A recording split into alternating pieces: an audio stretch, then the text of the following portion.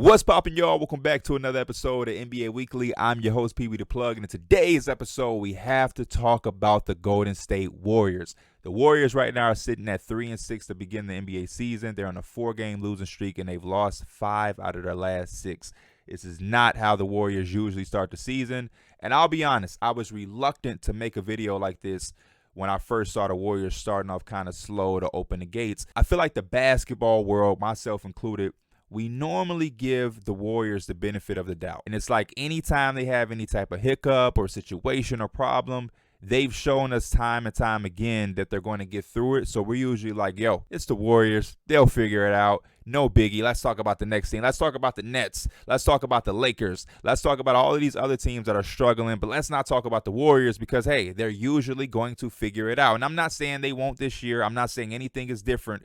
But I think the problems and some of the issues that are occurring over this 4-game losing streak and the start to the season are a little bit deeper than we're making it out to be. I know a lot of people were like, hey, maybe it's some chemistry things because of the Draymond and Jordan Poole issue. Draymond didn't get paid, this, that, and the third. But I think, like I said, a lot of these problems that we're seeing are a lot deeper and very peculiar because we're just not seeing this type of basketball from the Golden State Warriors. One of the first things I want to point out, their starting group has been very, very good. It's very weird to talk about the Warriors in a sense because you would think something astronomical is happening. Like, oh my gosh, Draymond isn't playing super high value basketball right now, or Steph Curry is in a slump, or Klay Thompson is just not himself, which again, Klay Thompson isn't at the level that he was pre-injury. But I mean, that was to be expected, but he's still playing pretty solid. Andrew Wiggins is being Andrew Wiggins. Kevon Looney is playing Kevon Looney. This bench is not it as of right now. I think the problem with the bench is they went a different route than we normally have seen the Warriors take. Throughout the dynasty, there's been prominent names on that bench that are veteran players. We're talking about Leandro Barbosa. We're talking about Mo Spades, Sean Livingston, Gary Payton II, Otto Porter last year, JaVale McGee. There's been prominent veteran role players that have some sort of experience that the Warriors have been able to plug in and play throughout the course of this dynasty run. This is the first time that the Warriors are literally relying on a big portion of the bench to come from youthful players. We're talking about James Wiseman. We're talking about Moses Moody. We're talking about Jordan Poole. And they're sprinkling in a little bit of JaMychal Green. But normally we would see a few more veteran names other than JaMychal Green. I mean, they have Dante DiVincenzo, who they signed. You can take Dante DiVincenzo however you want to take him. I don't know if he's on the younger side of the totem pole or if he's on the veteran side. He does have more experience than a lot of these other players. But for the most part, when you look at the Warriors, and I got their roster right here in front of me, a large part of it is young basketball talent. And I think the expectation was, hey, we have a good starting group. Jordan Poole looked like he made strides last year. James Wiseman, we're going to put trust in you. You're healthy. It's time for you to do something. Moses Moody has showed potential, and he looks like he can take a step next year. Jonathan Kuminga is going to take a shot. I think they looked at their roster, and I think they looked at this bench, and I think they had trust because they felt like Jordan Poole took a significant step, and they were expecting or anticipating either Wiseman or Kuminga or Moody to take a big step along with Jordan Poole and for everybody else to kind of improve. But from the start of the season, it's still a lot of basketball left.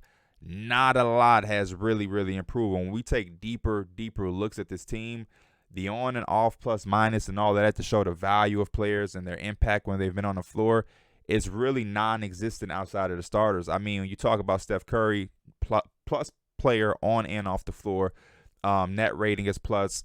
The entire starting lineup is just plus net rating and positive plus minus when on the floor. From Steph, Wiggins, Draymond, Klay Thompson, Kevon Looney, all in the green, all our pluses on the court, off the court, whatever. Their net and their plus minus are very significant. Now, when you talk about this bench, even with the newly paid Jordan Poole, it gets very disgustingly ugly. Jordan Poole right now, his plus minus when he's on the floor is a negative 16.1. It's a negative 16 plus 1, and his net rating is a negative 30.9. That's the same thing with JaMychal Green, who was supposed to be one of these veteran names, and I can see why the interest was there for the Warriors. And JaMychal Green can shoot the ball, has a little bit of size, versatile. He's a negative 17 plus minus, and his net rating is a negative 21.3. Moses Moody is a negative 8.4 plus minus. His net rating is a negative 7.2. James Wiseman, who I think they put a lot of expectation on to do something for them because they've been waiting for some years. Negative 24.3 plus minus negative 29.2 net rating. And then Jonathan Kuminga is a negative 33.7 plus minus with a negative 35.3 net rating. Now, the reason I'm going to cut some slack for Jonathan Kuminga, and I think he's his own storyline within this whole situation or ordeal, because Jonathan Kuminga, for whatever reason, he's been getting DNPs. He's supposed to be one of those main figures in this youthful resurgence that the Warriors are going to develop behind the core four of Draymond, Steph, and Clay. Not the core four. I'm sorry. The core three of Steph, Clay, and Draymond. Jonathan Kuminga is supposed to be Poole, Wiseman, Kuminga, and then we're hoping Moody is a part of their core four. Boom. But Jonathan Kuminga is a significant name when you talk about the youthful part of the Warriors. Over the last 3 or so games, he hasn't gotten a lot of minutes. Over the last 3 games, he hasn't played at all. He's getting DNPs. Throughout the course of the season, he hasn't got a lot of minutes. He's played in 6 games. His minutes played has dropped significantly he was 17 minutes played per game last year as a rookie to now he's playing 10.8 when he does play. He's playing only 11 minutes. He's averaging 2.7 points. So I cut him a little bit of slack because he just hasn't even had the opportunity to be a plus player or, to show his overall net or plus minus to be impactful. Yeah, the last 2 games, he literally has not had a minute. He didn't play against the Magic, and he didn't play against the Miami Heat. He didn't play against the Miami Heat when they played him at home. I have no idea what the situation is with Jonathan Kuminga. They looked like they were heavily invested in him during the Summer League when we went out there for Vegas. One NBA exec I saw a few days ago, sometime last week, was even saying that Jonathan Kuminga is becoming frustrated with his role and lack thereof and opportunity in minutes. And when I'm looking at the results of everything that's going on, it's kind of head-scratching to me. Why isn't Steve Kerr playing Jonathan Kuminga? Who on the bench has done anything to say Jonathan Kuminga is getting DNPs? I just read off the net ratings and the plus-minuses. Nobody off the bench is doing anything phenomenal. Like, nobody. There's not one plus minus that's in the plus for the bench unit or bench player name. There's not a positive net rating. So it's like when I look around, and even if we go to just raw statistics, JaMychal Green or Moses Moody, whoever, nobody's really doing anything crazy. Jordan Poole is the highest average off of the bench, which it's to be expected because he's going to get his shots up or whatnot. But JaMychal Green is playing 18 minutes. He's giving you 5 points. Moses Moody is giving you 6 points. Dante DiVincenzo has only played in 3 games. James Wiseman is giving you 7.5 points with 4 rebounds. Nobody's really doing anything crazy. So to me, it's kind of head-scratching that Jonathan Kuminga has been singled out and treated almost like Patrick Baldwin Jr. or Ryan Rollins, the 2 rookies that they have. I have no idea why he's not playing at all. And then when you take a deeper look at the Warriors overall, I would think that he would need to play. They have some issues defensively. That's supposed to be one of the Jonathan Kuminga's calling cards. They're 25th right now in defensive rating. And after I watched the Magic game, they can't defend without fouling. Like, they literally gave up 40-something free throws. Anytime they tried to defend, they fouled. And it was disgusting, especially in that third quarter and going into the fourth, which is really where the Magic took the game back in the third, which was the worst thing that the Warriors could have did. Then going into the fourth, the Magic really just went at it with the Warriors and pulled the game out battle for battle. They turn the ball over like crazy, which has always been a Warrior issue. It has always been a issue. I don't care if they were in the finals, Western Conference Finals. No matter the situation, the Warriors have struggled to protect the ball. They play so loosely. And again, that could be something that just comes with the play style. They're loose. They get up and down. They're trying to be fast. They're trying to space the floor. It happens. But they're still struggling there with 16.2 turnovers a game. 16 turnovers a game. They lead the league in fouls. They're averaging 24 fouls per game. Defensively, it's just not there right now. It's just not there right now as far as getting stops. And offensively, they're playing pretty solid, but it's not good enough to outweigh the negatives defensively. When I look at some of these last games and some of these losses that they've had, and it came to my eye based on Draymond Green talking about how they open games. Draymond Green was making a point at the press conference last night after they lost the Orlando Magic by saying the Warriors are giving up a lot of first quarter points. And I was like, maybe he's on to something. So I went to go look and check it out myself. And against the Magic, they gave up 30 first quarter points. The highest points in the game was the Magic in the third quarter for 43. Again, they gave up 43 points to the Orlando Magic in a quarter. This is a very young team who is developing. I don't know if the Magic have, necessarily the best weapons offensively. No disrespect at all, because they are a fine young team that are playing really good basketball, especially with a win like this. And when I say really good basketball, I mean for them to be a developing team. They're far away to go, but 43 points in a quarter against the Warriors is crazy, especially the third quarter after already giving up 30 points in the opening quarter. Then we go to the Miami Heat. They gave up 33 first quarter points against the Miami Heat. Lost that game. Then we go to Detroit, another young team like the Magic. Have some nice pieces, some guys that have some talent. They're fun when they're on. But again, this is a young team. They gave up 29 of them, almost 30 to them. And then they gave up 37 in a quarter to the Detroit Pistons. Charlotte, 34 first quarter points to the Charlotte Hornets, who did not have LaMelo Ball, if I'm not mistaken, or Terry Rozier. 34. PJ Washington had a night against the Warriors. Even before that, they played against the Phoenix Suns. They gave up 37 first quarter points to the Phoenix Suns. 37. That I can understand. That's still a lot, but at least it's the Suns. You know what I mean? At least it's Devin Booker, Chris Paul, Aiden, Mikal, Cam Johnson. They're a top team in this league. But when you talk about 37 points for the Suns, 34 for the Hornets, who are not a team nowhere near the Suns. You're giving up 37 to the Detroit Pistons. Again, not the Suns. Miami got 33 on you. And as good of a team as Miami has been, offense hasn't been their thing. And then 43 to the Magic is crazy. And then 40 first quarter points against the Nuggets. 40. And then one of their wins against the Lakers to start the season, they gave up 22 points to start the game. So I'm looking at the Warriors and I'm trying to figure out what exactly is the first quarter defense doing. Like, what's the problem for them? And Draymond talked about the young guys having to step up. I definitely understand that. But I'm holding Steve Kerr a little bit more accountable for this situation because, again, I'm looking at some of the rotations that they've been playing around with. I'm looking at some of the minutes, and I can't really make sense of why certain guys are playing certain minutes.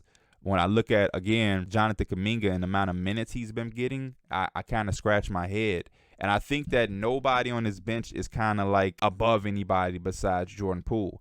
As much as you want to see James Wiseman take a step, as much as you want to see Moses Moody and Jonathan Kuminga take a step, I don't think any of them have showcased anything that would make them superior to each other. And if anything, Jonathan Kuminga, to me, has shown the most out of all three of them just by default. Ty Jerome has been getting minutes.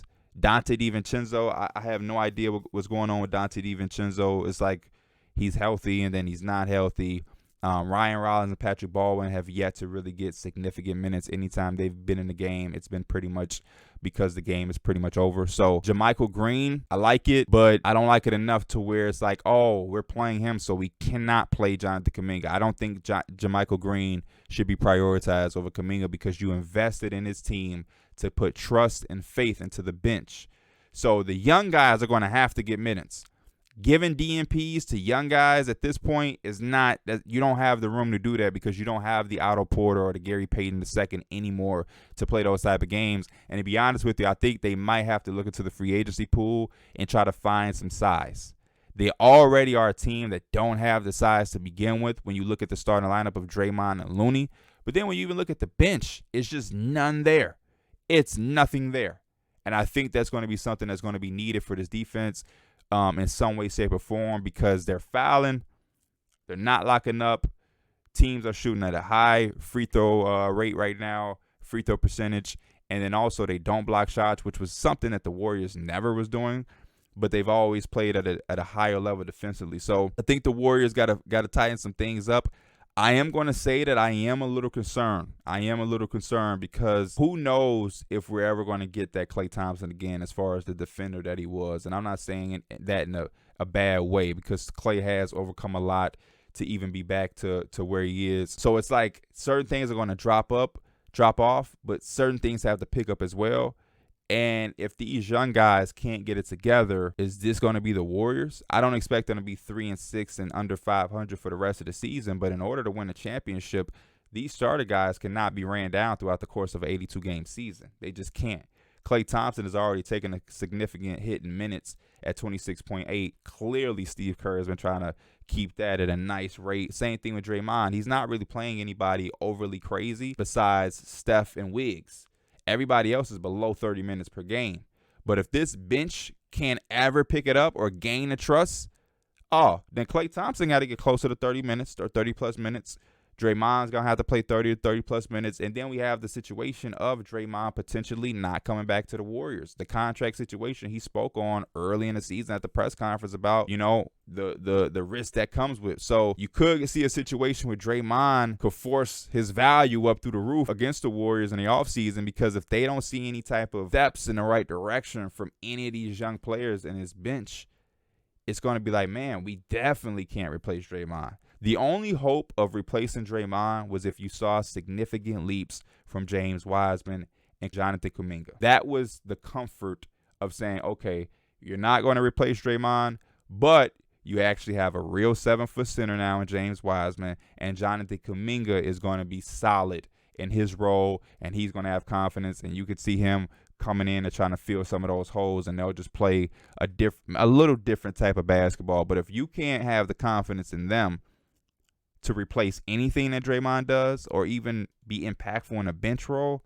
oh man, Draymond is going to have the Warriors by the ball, so to speak, when it comes to contract situations, and they're already in a situation where they can't pay everybody. That's already been said. They committed to Wiggins. They committed to Steph. They're committed to Poole. Draymond, then you're going to have Klay. You're picking up the options of Wiseman and Kuminga, and at some point they're going to have to get paid. So it's looking rough for the Warriors. I'm definitely interested to see what Steve Kerr is going to do to figure out the situation, because he talked about it post-game after the Magic, touching up different rotations. And, in 9 games, there's enough sample size to figure out what's working and what's not, and a lot of changes are to come. So they play tonight.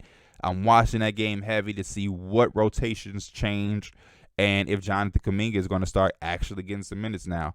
But keep y'all out on the Warriors. Let me know if you're a Warrior fan, or if you're a fan of one of these teams and you've seen the Warriors and there's some big problems that you've seen or anything that's been highlighted to you. Let me know in the comments to put it on my radar. As always, I'm Pee Wee the Plug. This is NBA Weekly. I'll holler at y'all later. I'm out. Peace.